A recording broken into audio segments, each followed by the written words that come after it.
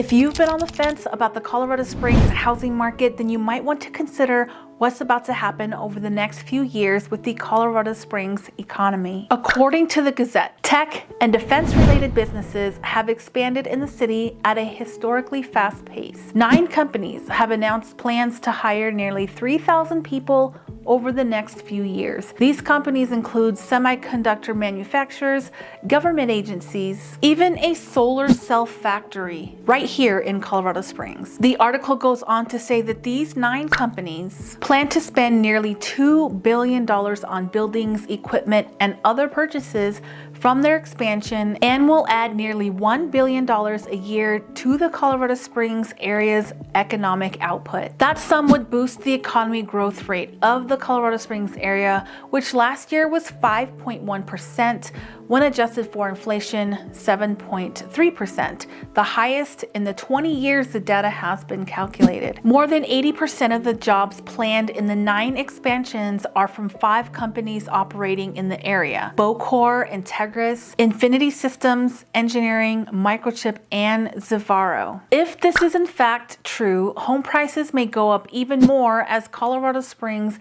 really establishes its space on the map for large cities with huge opportunities. What type of effect can this have on housing, crime, and the cost of living in Colorado Springs? Well, according to the Gazette, the current expansions will have a ripple effect on the economy. By nearly 3,000 employees the companies plan to hire is expected to generate another 3,900 jobs in the local economy at grocery stores, restaurants, and other businesses, according to estimates by the city's Office of Economic Development. Not only could this affect housing prices and the cost of living, but what about our water supply?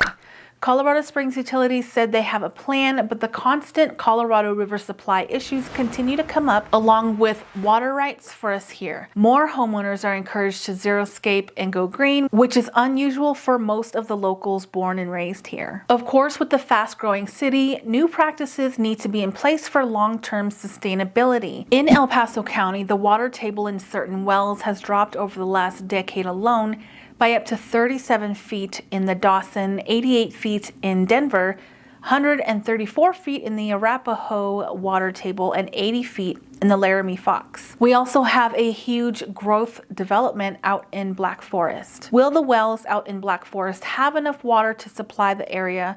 According to Black Forest Water and Wells, you need to make sure that you have 2 different types of wells for permit, one for house use and a separate one for livestock. So you can't use the house well for your livestock. Wells for residential use on a lot less than 35 acres are given household permits. That permit allows water use within the house only, no outside irrigation or livestock watering. Lots that are 35 acres or more qualify for a domestic well permit that supports up to 3 dwellings, livestock watering, and irrigation up to 1 acre-foot of water per year. The maximum amount of water you can pump is limited to 15 gallons per minute.